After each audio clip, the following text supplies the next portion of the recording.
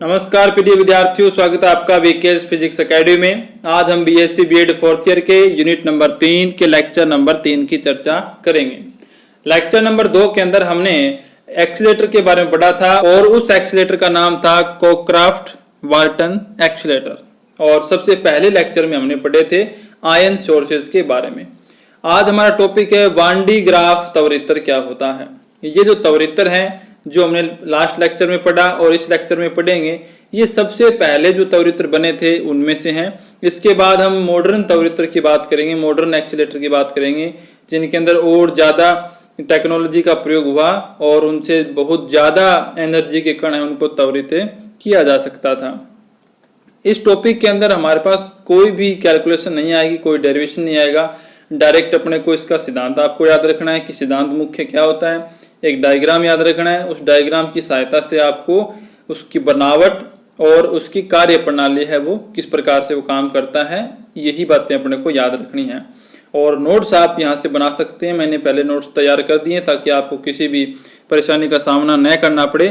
तो ज़्यादा से ज़्यादा विद्यार्थियों तक इसे शेयर कर दीजिए। सबसे पहले वीडियो को लाइक कर दें, कमेंट कर दीजिए। चलिए शुरू करते हैं। यह एक स्थिर वैद्युत कण त्वरित्र है जो लगभग 10 मेगा इलेक्ट्रॉन वोल्ट ऊर्जा तक के कणों को त्वरित कर सकता है। यानी इतनी एनर्जी के जो कण है वहां तक, कितनी एनर्जी तक उनको वो त्वरित कर सकता है, ये इसकी पावर है। सिद्धांत हम देख लेते हैं। सिद्धांत क्या है, प्रिंसिपल इसका क्या है। ये प्रिंसिपल बड़ा ही इंपॉर्टेंट है, आपको प्रिंसिपल याद रखना ही पड़ेगा कि इसकी मेन प्रोसेस क्या है, वो किस पे काम करता है। बनावट तो आप डायग्राम याद रखेंगे, एक बार बनाएंगे, दो बार बनाएंगे तो बनावट तो आप डायग्राम देख के लिख सकते हैं। और कार्य प्रणाली आप एक बार उसकी प्रोसेस समझ लें कि कैसे ये काम करेगा, ये बिल्कुल आसानी से याद हो जाता है। सिद्धांत आपको अलग से याद रखना पड़ेगा प्रॉपरली कि ये किस प्रकार से वर्क करेगा। जब किसी खोखले चालक गोले, यहाँ पे देखें खोखले चालक गोले के आंतरिक पृष्ठ को यानी अंदर वाले पृष्ठ को उसके अंदर रखे किसी आवेशित चालक से संपर्कित करते हैं, यानी एक खोखला चालक गोला होगा, उसके अंदर एक आवेशित चालक और होगा और उसके आंतरिक पृष्ठ को यानी जो बाहर वाला गोला है उसके आंतरिक पृष्ठ को उस आवेशित चालक से संपर्कित करवाएंगे, तब आवेशित चालक का जो संपूर्ण आवेश है यानी जो अंदर की तरफ जो आवेशित चालक है उसका टोटल आवेश जो है वो खोखले चालक यानी जो बाहर की तरफ है उसके बाह्य पृष्ठ पर स्थानांतरित हो जाता है। तब चाहे खोखले चालक गोले का विभव कितना ही उच्च क्यों न हो, यानी बाहर का जो चालक गोला है उसका विभव चाहे कितना ही ज्यादा हो, फिर भी अंदर वाले जो आवेशित चालक है उसका जो चार्ज है वो उस पर ट्रांसफर हो जाएगा। इस प्रिंसिपल पे ये मुख्य रूप से काम करता है। जैसे जैसे आवेश स्थानांतरित होता जाएगा, जो बाहर वाला चालक गोला है उसका विभव है वो बढ़ता जाएगा और विभव बढ़ने से वहां से आप ज्यादा एनर्जी के जो कण है उनको त्वरित कर सकते हैं, लेकिन उसकी भी कंडीशन है, हम बहुत ज्यादा भी इसको त्वरित नहीं कर सकते हैं। अब हम देखते हैं इसकी बनावट और कार्य प्रणाली क्या है। तो बनावट के लिए आपको डायग्राम यहाँ पे दिखाई दे रहा है। सबसे पहले इस प्रकार से बाहर का गोला है, चालक गोला जो हमने बताया खोखला, इसके अंदर एक गोला और होता है एस, जिसपे आवेश यहाँ पे दिखाए गए हैं। यहाँ पे पूरा डायग्राम एक साथ आपको दिखाई नहीं देगा, पहले मैं नीचे से यहाँ से स्ट्रक्चर दिखा देता हूँ इसकी। यहाँ पर इसका लक्ष्य होता है जहां पर आप इसके अंदर आयन जो है वो लास्ट में आएंगे। यहाँ पर उच्च विभव का एक स्रोत है जो यहाँ से ग्राउंड है। यहाँ पर मुख्य रूप से दो बेल्ट होते हैं, ये वाला एक बेल्ट है बी डैश इसको कहा गया है। यहाँ पे घिरनी होती है P1, यहाँ घिरनी होती है P2 जो बिल्कुल एक दूसरे की सीध में होती है और ये बेल्ट इस पर घूमता है, ऊपर नीचे राउंड करता है, रोटेट करता है। इस बेल्ट को घुमाती है यहाँ से ये विद्युत मोटर। और यहाँ पर एक होता है फुहार बिंदु, ये जो आपको यहाँ पर दिखाई दे रहा है इस रेड कलर टाइप का, ये है फुहार बिंदु C1।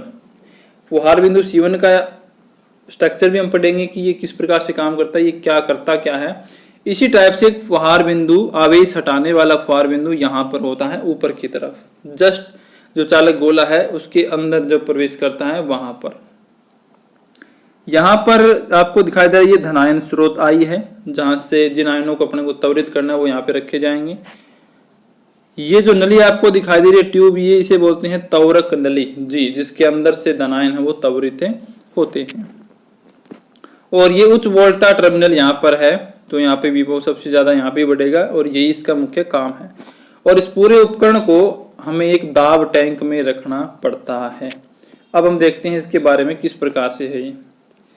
इससे धनायन त्वरित किए जाते हैं। मुख्य बात है धनायन, न कि ऋणायन, ये बात तो आप नोट कर लें। इसमें बड़ा खोखला विद्युत रोधी चालक गोला होता है S, तथा एक विद्युत रोधी पदार्थ का बना लगभग 30 सेंटीमीटर चौड़ा बेल्ट BB' एक सीध में स्थित दो घिरनियों P1 व P2 पर से गुजरता है। यहाँ से आपको मैंने अभी बताया था, ये इस प्रकार से यहाँ से गुजरता है, रोटेट करता है इसके चारों ओर। घिरनी P1 एक विद्युत मोटर से जुड़ी होती है जो बेल्ट को लगभग 100 किलोमीटर प्रति घंटा की चाल से घुमाती है। यहाँ पर आपको दिखाई दे रहा है ये जो मोटर है, इंटरनल स्ट्रक्चर तो हम यहाँ नहीं देख सकते, हम तो सिर्फ एक रफली डायग्राम बना सकते हैं। तो यहाँ जो मोटर होगी वो क्या करेगी, इस बेल्ट को घुमाएगी और लगभग 100 किलोमीटर प्रति घंटा की चाल से इसको वो घुमा सकते हैं, उसकी पावर इतनी है। घिरनी P2 चालक गोले S के अंदर स्थित होगी। घिरनी P2 आपको दिखाई दे रही यहाँ पर है, ऊपर की तरफ ये रही, और इस गोले के अंदर है। P1 के पास धात्विक तारों से बना फुहार बिंदु C1 होता है। यानी जो नीचे वाली घिरनी P1 है उसके पास धात्विक तारों से, यानी धातु के तारों से बना बहुत सारे तार होते हैं, लगभग 100-150 तार उसके अंदर होते हैं। फुहार बिंदु C1 होता है। वो फुहार बिंदु करता क्या है, जो उच्च वोल्टता के लगभग 50 किलो वोल्ट से 100 किलो वोल्ट के DC स्रोत से जुड़ा होता है। ये फुहार बिंदु जो है, जिसके अंदर बहुत सारे धात्विक तार होते हैं, उनसे मिलकर वो बनता है। वो जो फुहार बिंदु C1 है वो उच्च वोल्टता लगभग कितनी 50 किलो वोल्ट से 100 किलो वोल्ट DC स्रोत से जुड़ा होता है। तो अब ये क्या करेगा, इस फुहार बिंदु C1 से बेल्ट पर, यानी जो बेल्ट रोटेट कर रहा है उस बेल्ट पर धनावेश की फुहार होती रहती है। यानी ये जो P1 आपका यहाँ पर घिरनी है, ये C1 फुहार बिंदु है, इस बेल्ट पे क्या करेगा, लगातार धनावेशों को यहाँ पे फुहारता रहता है, यानी उस पर डालता रहता है, और वो इस बेल्ट की सहायता से ऊपर की तरफ चलते जाते हैं। ऊपर दूसरा फुहार बिंदु होता है C2, इसके पास भी वही स्ट्रक्चर है, वही इसका काम है जैसे नीचे वाले का था। अब ये भी इसके पास भी पॉजिटिव होता है चार्ज, तो ये क्या करेगा, इनको प्रतिकर्षित करेगा। तो ये जो आपके आवेश होते हैं ये इस पे ट्रांसफर हो जाते हैं, यही मुख्य काम है। अब जैसे जैसे रोटेट करता रहेगा बेल्ट, वैसे वैसे ये C1 है, इस पे आवेशों को, धनावेशों को फुहारता रहेगा और ये धीरे धीरे ऊपर जाते रहेंगे और इसके चारों ओर जमा होते रहेंगे। तो एक कंडीशन ऐसी आएगी, इसका विभव बहुत ज़्यादा हाई हो जाएगा। लेकिन एक निश्चित सीमा से ज़्यादा भी हम नहीं बढ़ा सकते, क्योंकि आवेश का क्षरण भी होता है और बाहर जो माध्यम है वो विद्युत रोधी माध्यम भी होता है। तो इसके लिए हम इसको दाब टैंक में रखते हैं और कुछ गैसों का प्रयोग किया जाता है। तो यहाँ पर इसकी सीमाएं भी आ जाती हैं कि एक निश्चित सीमा से ज़्यादा हम इसको त्वरित नहीं कर सकते हैं यहाँ पर धनायनों को। तथा बेल्ट के घूमने से यहाँ से वर्किंग शुरू हो जाती है। ये धनावेश चालक गोले S के अंदर पहुंच जाते हैं, जैसे अभी मैंने आपको बताया। यहाँ उपस्थित फुहार बिंदु C2 से धनावेश जो है वो चालक गोले S के बाहर पृष्ठ पर स्थानांतरित हो जाएंगे। यहाँ जो उसके चालक गोले अंदर नहीं जाएंगे वो, क्योंकि वो C2 जो है वो भी तो एक धनावेश टाइप का ही है, उसके अंदर भी तो बहुत सारे कई सौ धात्विक तार होंगे और वो पॉजिटिव होगा खुद ही, तो उससे प्रतिकृष्ट होकर बाहर ट्रांसफर हो जाएंगे। तथा बेल्ट के इस भाग के घूमकर नीचे आने पर पुनः इस पर C1 से धनावेशों की बौछार हो जाती है। यानी जैसे वो चार्ज ऊपर वाले गोले पे ट्रांसफर हो जाएगा और बेल्ट दोबारा से जब नीचे आएगा राउंड लेके, तो दोबारा से कुछ टाइम्स के अंदर जैसे जितना वो रोटेट करता है ऊपर से लेके नीचे तक, उस टाइम में C1 से वापस से धनावेशों की बौछार होगी, वो फिर से ऊपर चले जाएंगे। इस प्रकार से प्रोसेस चलती रहेगी। इस प्रकार बेल्ट चालक गोले के पृष्ठ पर आवेश स्थानांतरित करता रहता है। जैसे जैसे चालक गोले S पर आवेश एकत्रित होता है वैसे वैसे इसका विभव बढ़ता जाता है। यही इसका मुख्य काम है। जैसे जैसे C1 जो है वो वहां से धनावेशों को भेजेगा, वो बेल्ट की सहायता से ऊपर जाके जमा होते रहेंगे और वहां पे उसका विभव क्या हो जाएगा, बढ़ता जाएगा। लेकिन प्रायोगिक रूप से ऐसा ज्यादा संभव नहीं है। कैसे नहीं है, देखें। लेकिन आसपास के माध्यम के विद्युत रोधी गुण और आवेश के क्षरण के कारण गोले S का विभव एक सीमा से हम ज्यादा नहीं बढ़ा सकते हैं। उच्च विभव के लिए हम क्या करते हैं, अगर हमें ज्यादा विभव बढ़ाना है उसका, तो हमें क्या करना पड़ता है, उपकरण को अति उच्च गैस दाब लगभग 10 वायुमंडलीय दाब पर एक स्टील के कक्ष में रखा जाता है। उस स्टील कक्ष में नाइट्रोजन गैस को भरते हैं और उस नाइट्रोजन गैस के अंदर कुछ अंश किसके होते हैं? फ्रेऑन के होते हैं। अब क्यों होते हैं? क्योंकि फ्रेऑन के अणु है वो इलेक्ट्रॉनों का अवशोषण कर लेते हैं, जिससे क्या होता है वहां पे जो चार्ज है वो बैलेंस न हो जाए और उच्च वोल्टता बनी रहे, इसके लिए फ्रेऑन को उसमें मिलाया जाता है। त्वरित करने वाले धनायनों को गैस विसर्जन आयन स्रोत, यानी जहां से धनायन अपने पास हैं वो वहां से निकलते हैं। देखिए मुख्य काम तो ये हो गया कि जो चार्ज हमने पहले वहां पे जमा किए हैं वो चार्ज किसके लिए हैं? उस गोले का विभव बढ़ाने के लिए।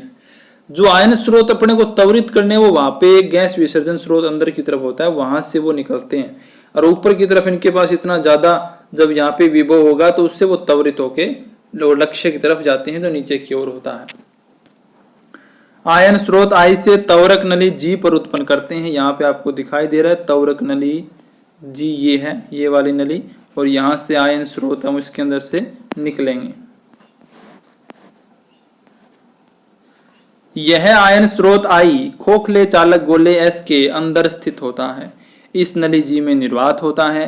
ये धनायन भू संपर्कित लक्ष्य टी की ओर त्वरित होते हैं।